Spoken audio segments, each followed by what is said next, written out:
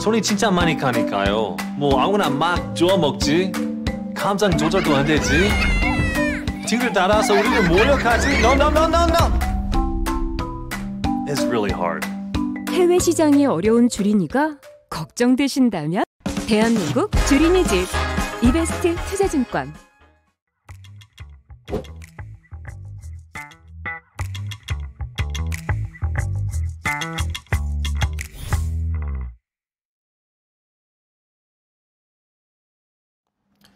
네, 안녕하십니까. 네, 이번 주도 인사드립니다. 저는 이베스트 투자증권 해외 주식 영업팀에서 근무를 하고 있는 권중국입니다.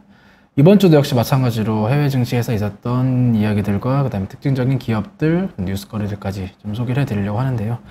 사실 오늘 국내 주식 시장이 조금 많이 좋지 않아서 많이 좀 힘드실 것 같은데, 조금 달랐었던 거는 지난주 이제 금요일 미국 증시도 그랬고, 그다음에 오늘 이제 뭐 중국 증시도 그랬고, 사실 이제 글로벌 증시가 분위기가 그렇게 나쁘지 않았음에도 불구하고 조금 우리나라 증시가 유독 좀 많이 빠진 부분에 대해서 과매도다 뭐 이런 부분들도 있는데, 그러면 해외 증시에서는 또 어떤 일들 때문에 그래도 좀 선방하는 모습들을 보여주었는지 미국부터 조금 소개를 드려보도록 하겠습니다.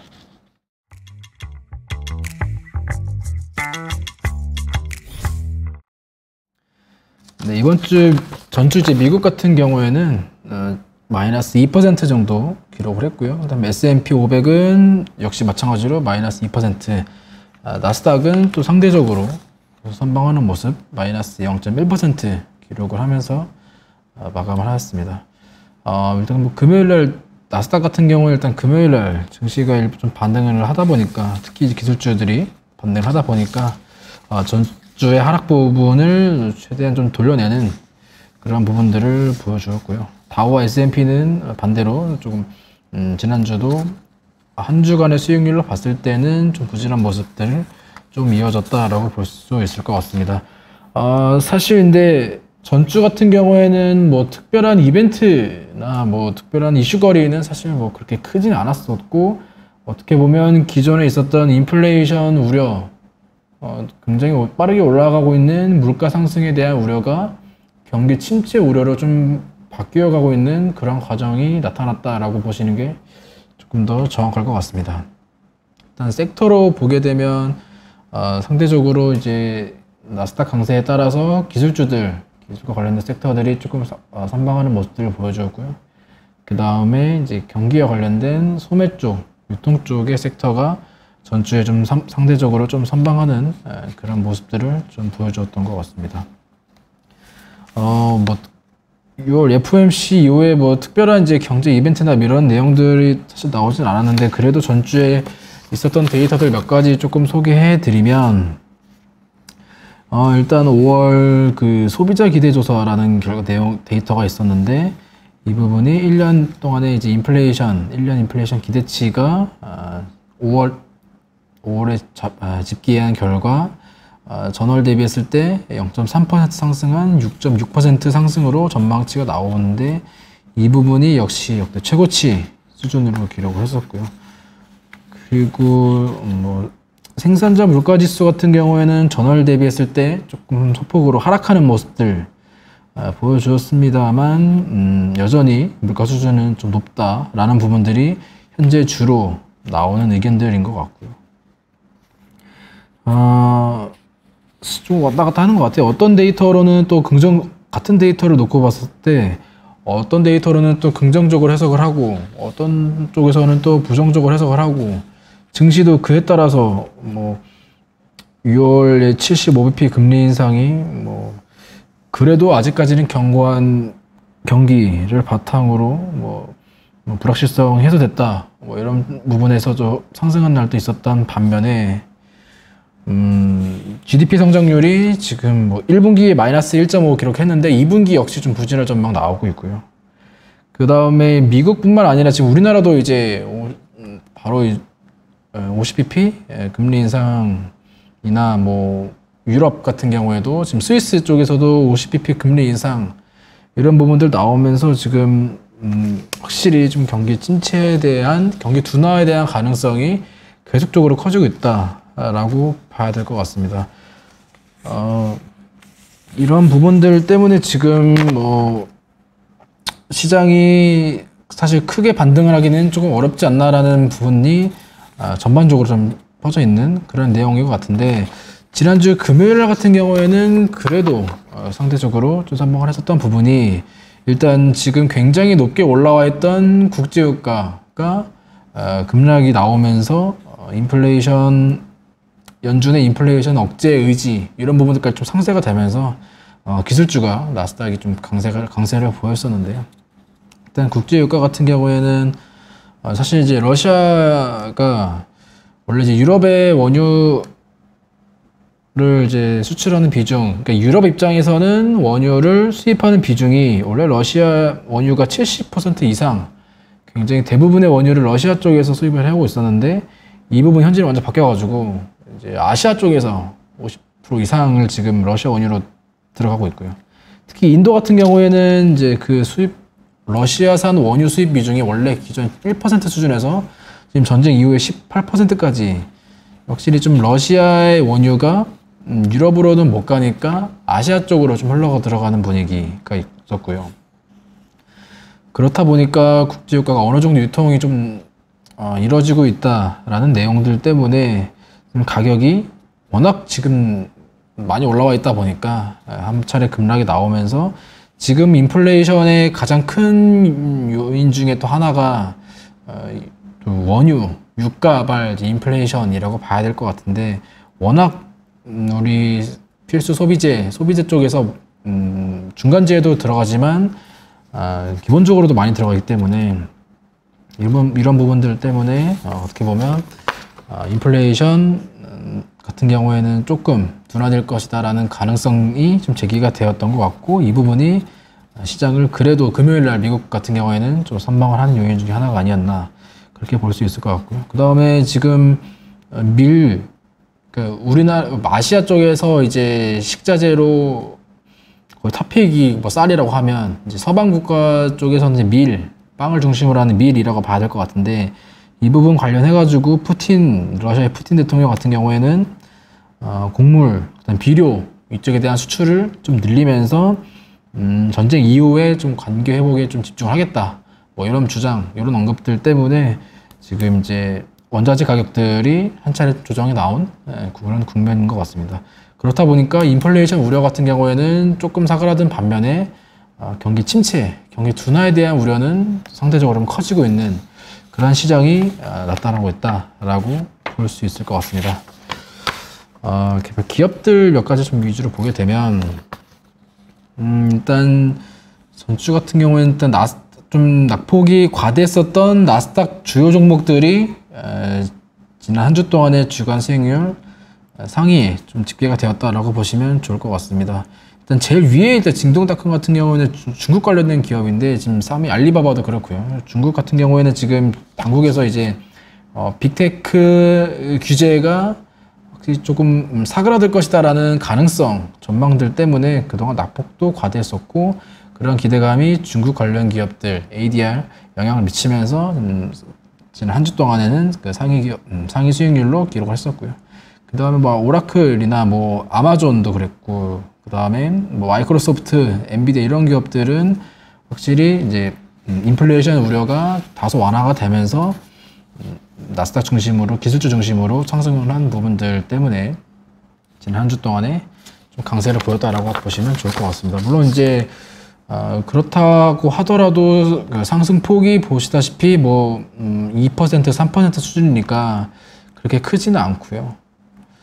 다만 차트로 봤을 때 또 사실 그동안에 워낙 낙폭이 과대했었던 부분들이 좀 컸기 때문에 이 정도로 뭔가 뭐 한숨을 돌리기에는 조금 어불성설이 아닌가. 그냥 지난 한 주 동안에 그냥 보합에서 다행히 끝났다라고 정도만 봐야 될 것 같습니다. 하락 종목들 같은 경우에는 앞서 말씀드렸다시피 국제유가가 한 차례 좀 이제 급락이 나오다 보니까 에너지 관련된, 원유 관련된 기업들이 지금 하락 종목 탑 1, 2, 3에 지금 다 들어가 있는 그런 모습들 보죠. 코노코필립스부터 쉐브론, 엑소모빌, 그동안에 이제 고유가를 바탕으로 해서 에너지 기업들 같은 경우에는 주가 추세가 그래도 좋았는데 전주는 보시다시피 국제유가 급락에 따라서 전주 동안 수익률이 굉장히 좋지 못한 퍼포먼스를 보였던 것 같습니다. 그러니까 물론 이제 아직까지도 국제유가 원유는 이제 뭐 근본적인 원인이 해결됐다라고 보기는 어렵기 때문에 추세가 이제 고유가 추세가 끝났다라고 보기는 어렵겠지만 어쨌든 그동안에 시장이 굉장히 좋지 못한 기간 동안 에너지 기업들이 고유가를 바탕으로 좋은 수익률을 기록을 했었기 때문에 저는 한 주 동안에는 낙폭이 좀 과했다라고 보기는 어렵고 낙폭이 좀 컸다라고 보시면 될 것 같습니다. 그 다음에 이제 반도체 관련된 기업들도 일부 좀 AMD나 뭐 퀄컴 반도체 관련된 기업들도 역시 좀 경기 침체, 경기 둔화에 대한 우려 이 부분이 이제 PC 수요 둔화까지 이어질 것이라는 전망들 때문에 특히 지난주에는 한 차례 또 그 필라델피아 반도체 지수가 또 급락에 나왔었던 뭐 그런 부분들도 조금 있었던 것 같습니다. 이외에 뭐 개별적인 기업들 몇 가지 조금씩 조금 꼽아봐서 말씀을 좀 드려보도록 할게요. 일단 그 지금 비트코인 관련된 기업들의 주가가 또 굉장히 좀 좋지 못한 그런 상황인 것 같습니다. 지금 뭐 다른 거 볼 필요 없이 지금 테슬라 같은 경우에도 지금 보면 주가가 고점 대비 지금 반토막 나 있는데 물론 이제 여러 요인들도 있겠지만 지금 코인 시장이 굉장히 좋지 못하다 보니까 뭐 비트코인 같은 경우에는 한 차례 또 뭐 한때는 이제 뭐 4만 달러, 5만 달러 뭐 이런 수준이었는데 지금 현재는 뭐 2만 달러에서 2만 달러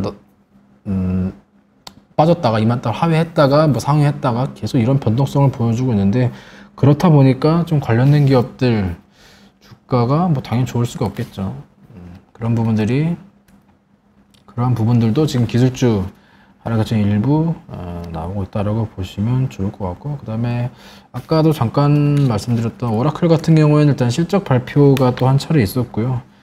실적 좀 호실적 나오고 그 다음에 그러다 보니까 시간 내에서도 좀 올랐었던 그런 부분들 있었다고 봐야 될 것 같습니다. 그리고 지금 전기차, 자동차 관련된 업종들도 좀 상대적으로 이슈 있었던 것 같은데요.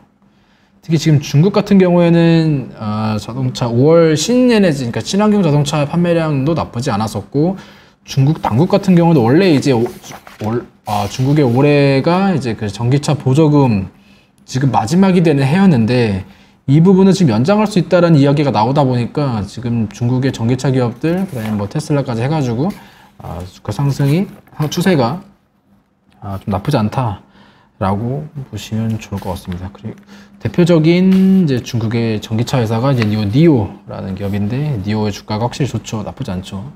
금요일 날도 8%, 지난주도 14% 기록을 했었고요. 특히 니오 같은 경우에는 이제 새로운 모델 SUV 그 모델까지 출시를 하다 보니까 뭐 이런 부분들까지도 조금 긍정적으로 볼 수 있을 것 같습니다. 그리고 아마존 같은 경우도 이번 주에도 한 차례 좀 내용이 있었던 것 같은데 워낙 좀 이제 그 낙폭이 좀 심했었죠. 대형 기술주 중에서도 한 번 이제 그 메타 플랫폼스가 한번 낙폭을 맞고 그다음에 아마존도 한 차례 지금 맞고 있는데 지금 7월 이제 둘째 주 정도 12일, 13일 이 정도 해가지고 지금 아마존 프라임데이라고 해서 아마존의 최대 행사가 지금 예정이 되어 있습니다. 이 부분이 항상 아마존의 제일 큰 어떻게 보면 할인 행사 기간이라고 할 수 있는데 이 부분이 지금 매출이 나쁘지 않을 것이다 라는 기대감들이 아마존 주가에 반응을 하면서 저가 매수세에 합쳐가지고 아마존이 그래도 전주에는 다행히 좀 선방을 하는 그런 모습들을 이어주었던 것 같습니다. 뭐 미국 같은 경우에는 전주에 뭐 특별한 내용이 사실 있진 않았기 때문에 큰 틀에서 매크로적인 분위기, 그 다음에 개별 기업들 해가지고 조금 말씀을 드렸고요. 그 다음에 지금 다음에 이제 중국 말씀드릴 건데 중국 같은 경우에는 그래도 분위기가 우리나라도 죽쓰고 있고 미국도 전주 어쨌든 마이너스였는데 중국은 좀 분위기가 다른 것 같습니다. 중국 상해가 전주에 1.88% 거의 2% 가까이 올라왔었고요. 그 다음에 중국 심천이 2.7% 정도 기록을 하면서 중국 같은 경우에는 지난주 한 주간의 분위기 나쁘지 않았던 것 같습니다. 왜 중국만 나쁘지 않았냐라고 보게 되면 사실 이제 중화권 같은 경우에는 미국이랑 우리나라 좀 다르게 작년에 이제 미국 우리나라까지 해도 그래도 작년까지는 증시가 좋았잖아요. 그러다 보니까 상승폭이 작년까지 이어졌었는데 중국 홍콩은 작년에도 사실 이제 연간으로 봤을 때도 마이너스 수익률을 기록을 했었기 때문에 아무래도 좀 가격 부담이 그래도 좀 덜했을 거고요. 지수 차트로 보게 되면 여기 혹시 보게 되면 네. 상해 같은 경우에는 거의 이제 상승폭이 크지 않았죠. 작년 같은 경우에는 그래도 미국이랑 우리나라 같은 경우는 그래도 10% 이상 그 코로나 이후에 상승세가 유지됐었던 해였는데 상해는 이제 중국 같은 경우에는 그러지 못했고 그럼에도 불구하고 올해 이제 글로벌 증시가 때려 맞으면서 빠질 때 같이 빠졌었거든요. 그러다 보니까 상대적으로 돌아올 때도 좀 먼저 좀 돌아서는 모습들. 물론 이제 이 부분뿐만 아니라 지금 중국 같은 경우에는 아직까지도 제로 코로나 정책 때문에 확진자가 나오게 되면 PCR 검사 전수조사 들어가고 일부 도시 봉쇄하고 이런 부분들이 이어지고 있는데 이런 부분들이 좀 다소 완화가 될 가능성들, 그 다음에 확진자 수가 크게 늘어나지 않는 모습들, 이런 부분들 역시 좀 증시에 긍정적 요인으로 봐야 될 것 같고요. 그 다음에 앞서 말씀드렸다시피 5월에 그 신에너지 자동차 판매량이 또 이제 공급망 둔화 우려를 딛고 또 상대적으로 나쁘지 않게 나오다 보니까 이 부분들까지도 증시에 또 좋은 요인으로 작용을 했었던 것 같고요. 확실히 코로나 그 확진자세가 조금 확진자 숫자 추세가 좀 완화되는 모습들, 그 다음에 주요 이제 자동차 섹터의 강세, 그리고 계속적으로 이어지는 중국 같은 경우에는 그 경기 부양책 요거에 대한 기대감도 증시에 좀 긍정적으로 영향을 미쳤다라고 보시면 좋을 것 같습니다. 그러다 보니까 앞서 보여드렸다시피 중국의 주요 빅테크 기업, ADR 기업들 이 수익률이 주간 수익률 했을 때 상대적으로 이렇게 보면 징동닷컴, 알리바바 이렇게 중국 관련된 상위 기업들의 주가 수익률 역시 나쁘지 않았던 것 같고, 그 다음에 좀 특징적으로 봐야 될 뉴스 한 가지 좀 소개를 해드리면 아마 이 부분도 증시에 좀 영향이 있었던 것 같아요. 빅테크 기업들이 왜 갑자기 규제 완화 우려감이 아니라 규제 완화 기대감이 시장에 영향이 있었나라고 보게 되면 이제 이 엔트그룹이라고 해가지고 중국의 최대 금융회사 2020년에 이제 한번 이 엔트 파이낸셜이라고 해가지고 이 그룹이 중국과 홍콩 시장에 동시 상장을 추진했었는데 그 당시에 기업 가치가 3천억 달러가 넘을 정도였으니까 그렇게 되면 거의 340~50조 정도 우리나라 돈으로 했을 때요.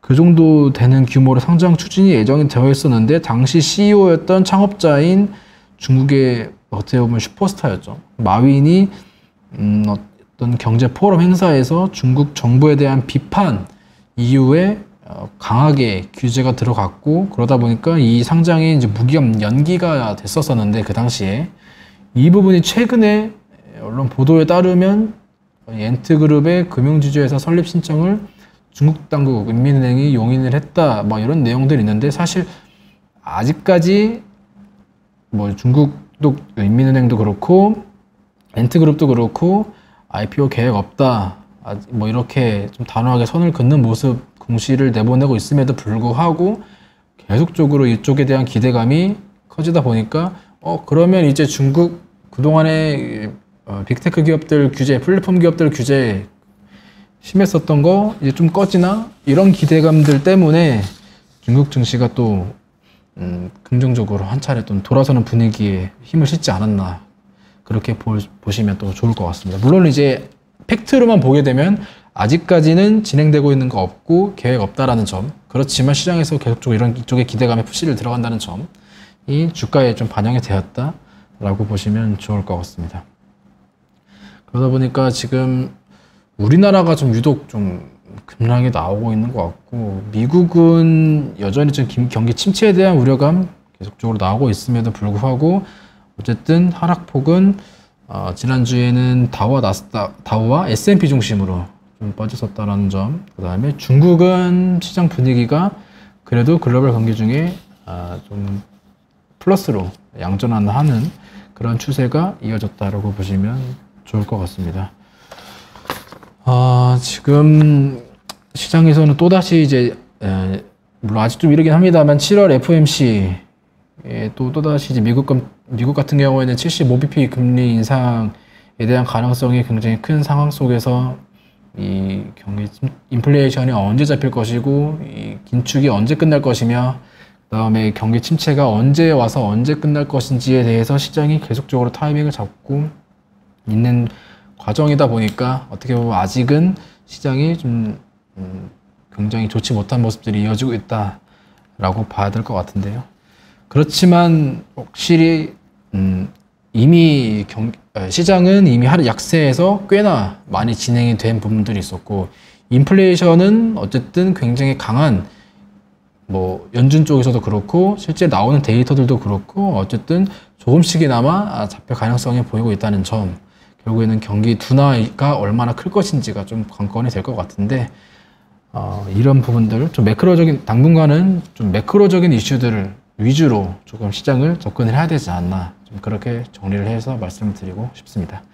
그럼 이번 주는 여기까지 좀 말씀을 드리고요. 저는 이베스트 투자증권 해외주식 영업팀 권준국이었습니다. 네, 감사합니다.